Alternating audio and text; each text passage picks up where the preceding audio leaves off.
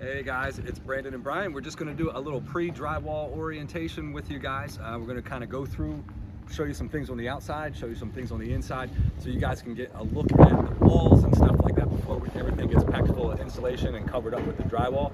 So this way you guys will know where some of the water lines, the gas lines, the electric lines, and the utility shutoffs and stuff like that are. Okay, so we're going to start on the outside. There is going to be this little black box that you're going to see right here. There is a water meter in there. So the water meter, the water company will come out and they'll read your meter once a month so that they can, of course, send you the bill. There will be some landscaping and stuff like that around this and the green box to kind of, hide that or make it look a little bit nicer. There is an electric transformer in here. So this unit will take the main power that runs in the street and it will split it up so that your neighbor has power and you have power at the right voltages. Coming up to the house, see at the front door, at the front porch, we do have an outlet here, so you will have power out on the front porch. There is also a light in the overhead roof there. There's going to be a light above the garage as well. You see on the side of the garage, there's a lot of stuff going on this wall. The first thing that we see here is going to be the hose bib, so that you'll be able to connect a water hose here and it'll reach to this side of the house and also to the front yard. This right here is a chase tube for your internet, cable, telephone, all those type of connections. We don't want any of these folks, when you get these surfaces, to come out and have to drill into the siding or create any other holes in the outside of the siding, because that could lead to water intrusion. So we will have a waterproof box that's right here, and I'll show you where the other end of this cable goes, but your internet company can connect right to this wire right here, connect their cable here, pull it through to the inside of the house, and I'll show you that box when we get inside.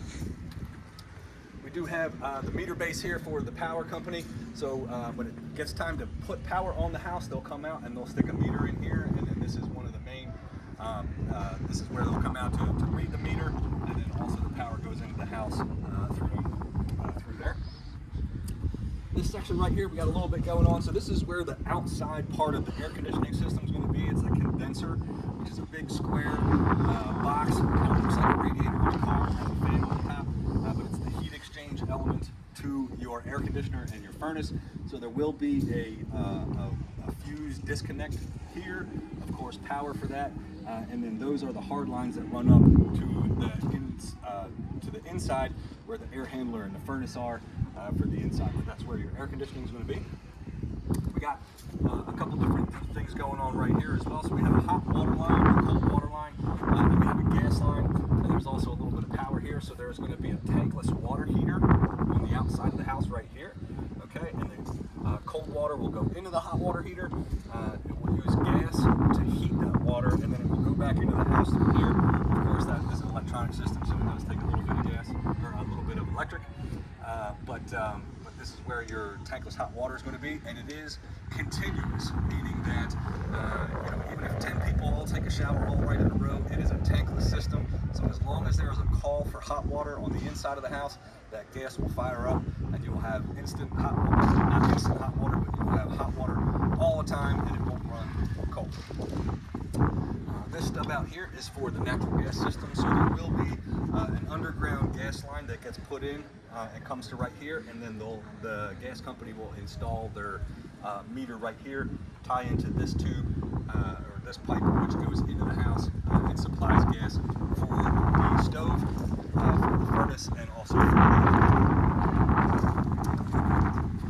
moving along to the back of the house. Nice covered porch area here. There will be power out here as well, and then also there is a fixture there, and there will be a light there.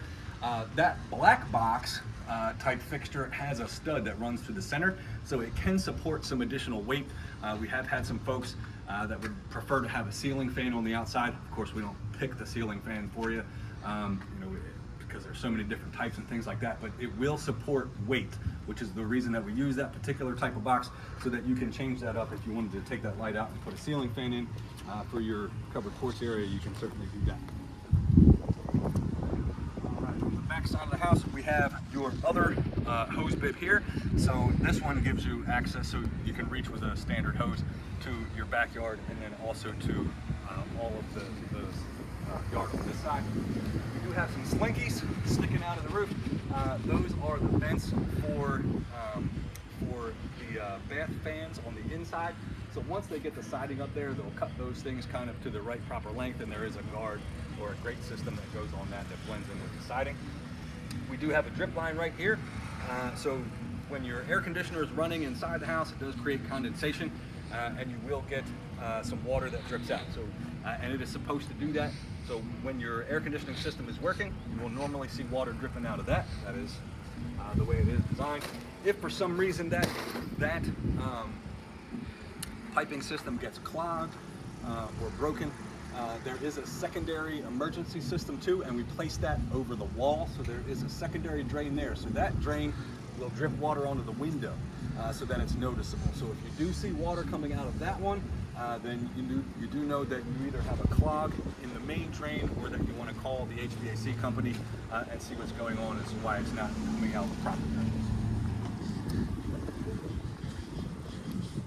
Kind of brings us full circle around the house. You will notice that there are some pipes that are sticking up in the yard. These will be cut down to be level with the grass once we do the final grading.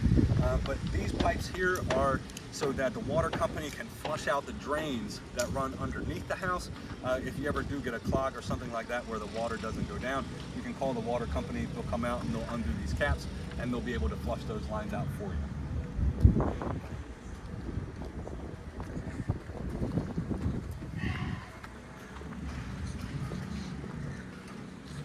Moving on into the garage area, most of the stuff that's happening in this location is happening on this exterior wall. We kind of saw all those things on the outside where we have a water line coming down for your hose bib. We have this chase tube that comes down for that bubble box for your internet telephone needs. We do have the meter base on the outside where the electric meter is going to be, and we can see that this is where the breaker panel is going to be. And there is also a lot of wiring that's above that. Then we also have the area where your condenser is going to be on the outside. So we have some of those hard lines that come running down in that area. There is also the main water line, and the main water shutoff is right here as well, which is next to the water stuff for the hot water heater and for the gas line. So we do have a lot of utility in this exterior wall in the garage. A lot of folks ask about hanging shelving or hanging cabinets, things like that. I try to steer folks away from that wall because primarily everything is on that exterior wall. On the interior walls, we do have full 1/2 inch OSB sheathing on both sides, and there's also going to be 1/2 inches of drywall. So you do have, and there's studs here as well, every 16 inches on center. So we do have a lot of wood for cabinetry or shelving. I would just try to stay on those interior type walls. We also have some electric for the garage door opener. Coming into the house, we're right into the laundry room, and we can see that we have hookup for washing machine. We have water there, also electric for that.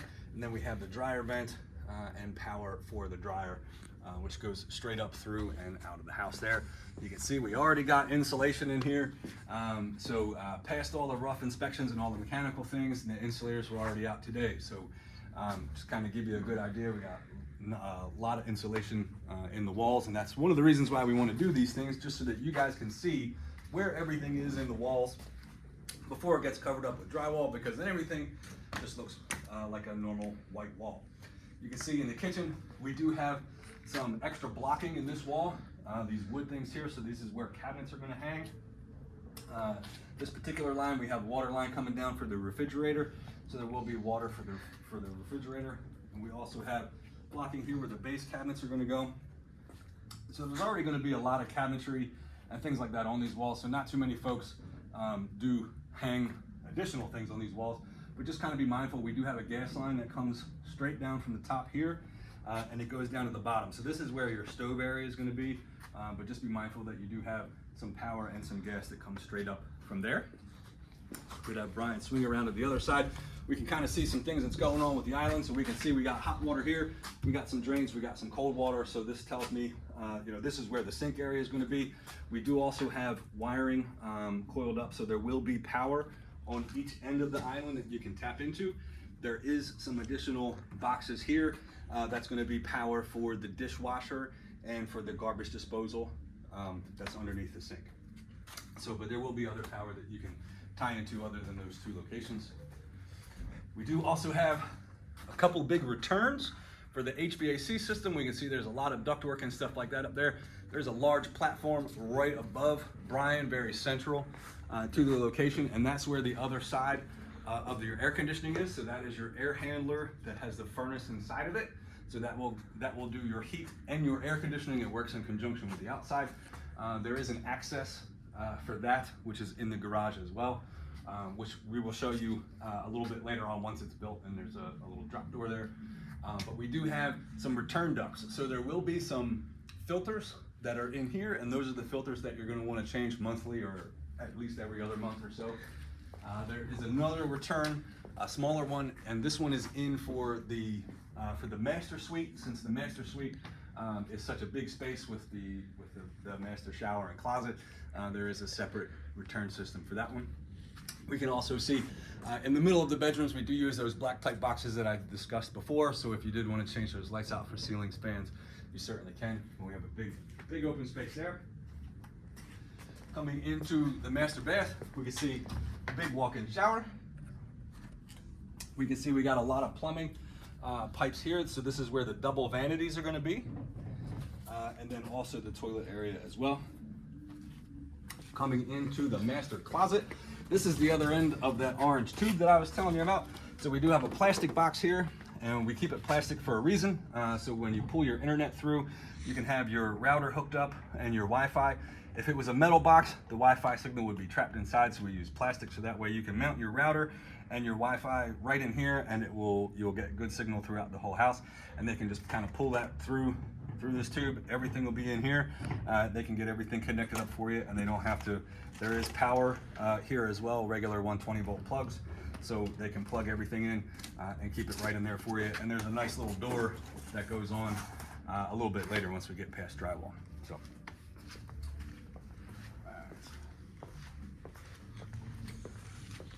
Back into the kitchen area, we got a nice big closet, pantry area there.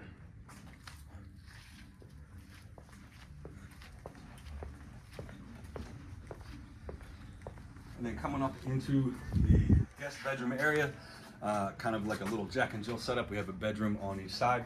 We do also have vanity set up here, so there is a little bit of plumbing in this wall where the vanity is going to be, and then also the toilet, and then the tub unit there as well. So I hope this gives you a little bit of a good look on everything that was going on the inside. If you do have any questions, please feel free to reach out to Brian or myself, and we can certainly send you some pictures or answer any other questions you have. But we just want to give you a little bit of a walkthrough so that you can see some things before everything gets finished up for you. If you have any questions, please let us know. Thanks, guys.